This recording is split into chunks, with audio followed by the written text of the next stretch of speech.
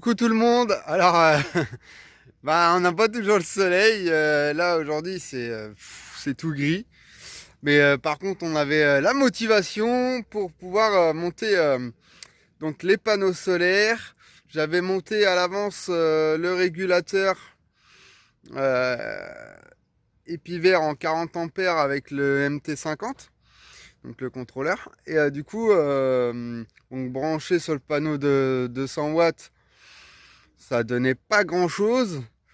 Mais alors là, par contre, quand je vois le temps qu'on a, avec les deux panneaux de 160 watts, faudrait même... tiens, j'en profite s'il y en a vraiment qui sont calés en panneaux solaires. Parce que je suis quand même renseigné à droite à gauche et j'ai décidé de faire un montage mi-série, mi-parallèle. Mais vous me direz, du coup, si c'est le montage optimum ou si j'ai fait une bêtise ou voilà. Après, il n'y a pas de bêtises puisque tout fonctionne correctement. Mais du coup, j'ai mis les deux panneaux de 160 watts en série. Et le panneau de 100 watts, il est mis en parallèle des deux panneaux des deux panneaux qui sont en série du coup. Et le tout raccordé sur le régulateur. Et là, avec un temps tout gris comme ça, là, on arrive à charger. Je vais vous faire voir. Alors peut-être que ça peut être un montage pratique pour l'hiver et qu'il faut faire attention puisqu'on risque de monter dans des mesures assez hautes pour l'été, hein. Franchement, je suis pas du tout assez calé en solaire pour savoir ça. C'est pour ça que je vais me renseigner avant de faire des bêtises au beau jour. Donc, je vous fais voir ça tout de suite. Voilà. Donc là, on a le contrôleur. Et vous voyez, alors j'essaie de me mettre en face que vous voyez bien. Voilà. Alors je vais vous reprendre dans l'autre sens pour que vous puissiez voir parce que je viens de m'apercevoir que comme je me filme en selfie, du coup, on voit tout à l'envers. Donc voilà, là on charge donc à 13,9 sur les panneaux solaires. Tout à l'heure on était monté à 18-19 volts et on a réussi à sortir jusqu'à 2 ampères 4. Alors là ça s'est recouvert un petit peu, donc c'est normal qu'on charge un peu moins. Mais on arrive à quand même sortir un ampérage assez intéressant par rapport au temps. Donc voilà. Là, j'étais obligé de faire un petit raccord avec des raccords MC4 ici parce que du coup, c'était court en fil et j'ai préféré prolonger avec des raccords adéquats. Et voilà, donc on a le régulateur ici qui nous donne une première base d'information. Alors, je sais pas si vous pourrez voir. Voilà. Voilà. Donc on arrive à voir voilà, le câblage. Donc là je vais recabler au propre après dedans, mais voilà notre installation. Voilà, me voilà grimpé sur le toit. Donc au départ on avait donc ce petit panneau en 100 watts. Et là sur la capucine j'ai rajouté les deux gros panneaux de 160 watts chacun. Donc ce qui nous fait 420 watts de panneaux solaires. Donc on devrait réussir à s'en sortir pas trop mal et avoir du jus à peu près toute l'année. Bon, même si on sait très bien que l'hiver ça va être un peu plus compliqué. Je sais pas si vous voyez la rallonge là-bas, mais caché derrière les buissons ici, là j'ai mon groupe électrogène que j'avais mis en route pour recharger un peu la batterie en attendant d'installer mon solaire. Et du coup, on arrive à gérer comme ça pour l'instant. Là, du coup, avec les deux gros panneaux et le régulateur MPPT, je pense que ça va le faire pas mal. Il me restera plus qu'à installer donc à l'intérieur mon chargeur convertisseur, donc à 1500 watts, avec un pic je vous redirai parce que je vais dire des bêtises, donc je préfère vous redire. Et la batterie, donc faire tout le câblage pour la batterie gel Ultracell 200 ampères. Donc on va faire ça propre. J'ai l'installation du chauffage au gasoil aussi en même temps. Donc du coup on va essayer de... J'ai un coffrage à faire pour l'installation du chauffage. Et je vais essayer de mettre mon convertisseur pas très loin de ce coffrage. Après, ce qui m'embête un petit peu, c'est que le convertisseur, faut pas que ça chauffe. Et vu qu'il y a le chauffage à côté, voilà. On va essayer de faire en sorte que ça soit bien ventilé et que ça chauffe pas trop. Sachant que là où le convertisseur chauffe le plus, c'est quand il fonctionne et à l'été. Parce que là, s'il fait bon, pas trop chaud, il va pas chauffer non plus. Voilà, on va voir. Donc on va faire des tests et on va voir pour tout ça. Je vais reprendre aussi toute l'électricité 220, donc retirer le câble comme il faut, donc de ma prise P17 Caravane jusqu'à mon chargeur convertisseur, et après faire une dispatch de mon chargeur convertisseur sur des multiples prises qui seront multiples prises, mais pas des multiprises parce que c'est ça que j'ai dans les placards et ça me plaît pas du tout. Donc on va mettre des prises, je vais en mettre une dans la cuisine, une dans une partie technique pour pouvoir avoir du 220 et brancher éventuellement quelque chose de plus puissant. Et dans la cuisine, du coup, on pourra se servir parce qu'on a emmené avec nous donc le batteur électrique et puis vous savez, le plongeur là, pour pouvoir faire les purées et les soupes. Voilà, donc c'est surtout en fait l'électricité en 220, ça va surtout être pour faire fonctionner des petits appareils comme ça. Donc je pense que ça devrait être pas mal. Voilà. Bah écoutez, je vous refais une petite vue de notre montage solaire. On va essayer, voilà, d'avoir l'ensemble. Alors je sais, il faudrait que j'essaye de mettre un coup sur le toit. Il est pas méga, bah vous voyez, mais au début je croyais que c'était comme ça d'origine parce que ça fait vraiment comme si c'était du sable. Donc je me suis dit c'est un revêtement anti-adhérent. Mais apparemment ça s'enlève. Donc il va falloir que je trouve un produit assez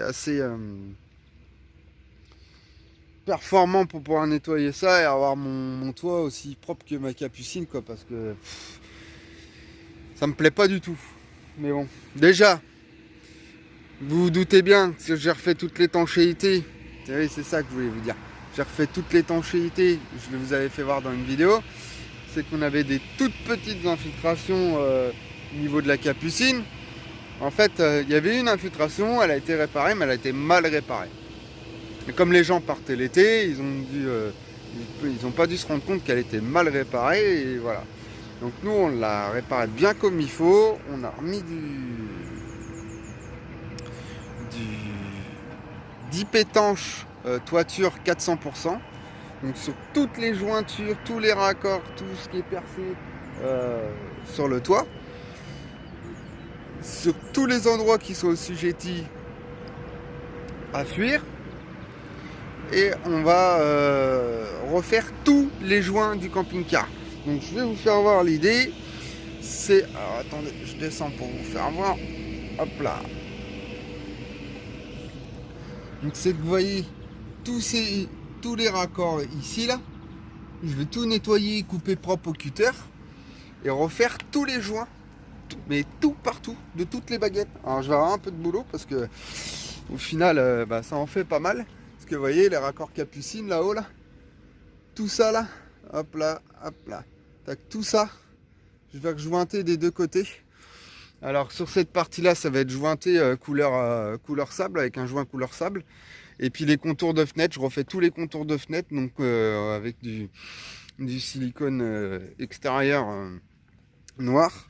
Et je vais refaire pareil là partout pour être bien tranquille et limiter le maximum de risque d'infiltration.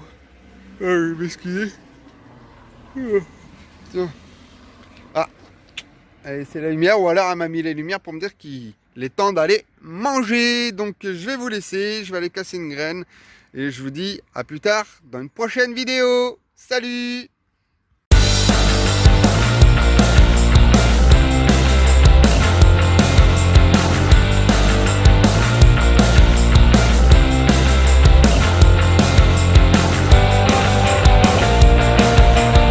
Petite vidéo pour vous faire voir ce matin donc les joints qui ont été faits sur le camping-car et donc l'installation du convertisseur, chargeur convertisseur et de la batterie donc 220 ampères au gel.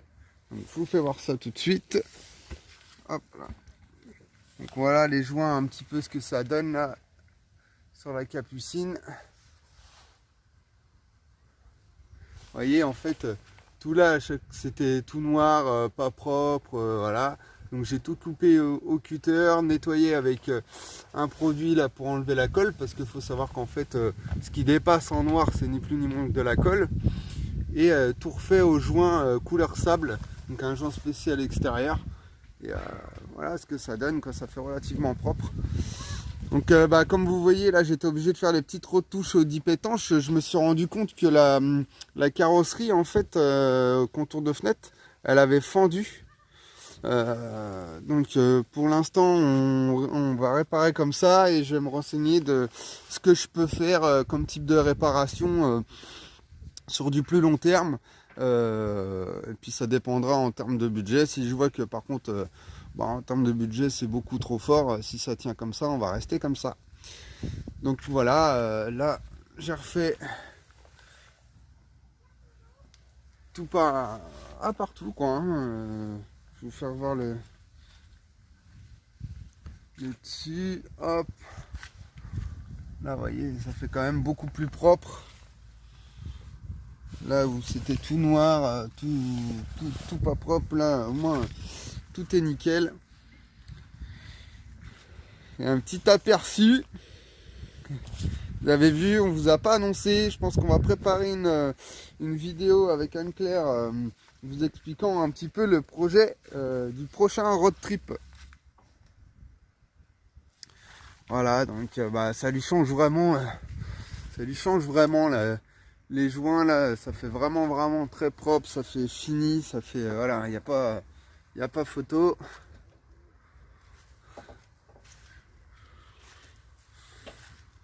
Alors, je sais plus quelle partie je vous aurais filmé, donc là pareil, petit raccord en attendant pour être sûr de ne pas prendre l'eau. J'ai vu que la fibre de la capucine avait légèrement craquelé avec le temps, je préférais pas prendre de risques. Et puis en haut, on n'a pas eu le choix de bouser un petit peu au dip parce que ils avaient fait des choses, c'était pas très propre, donc voilà. Donc et puis on a repris donc du coup les joints autour du panneau. Du coup ça fait relativement propre. Voilà. Donc je vous retrouve tout de suite à l'intérieur pour vous faire voir le chargeur convertisseur et l'installation de la batterie.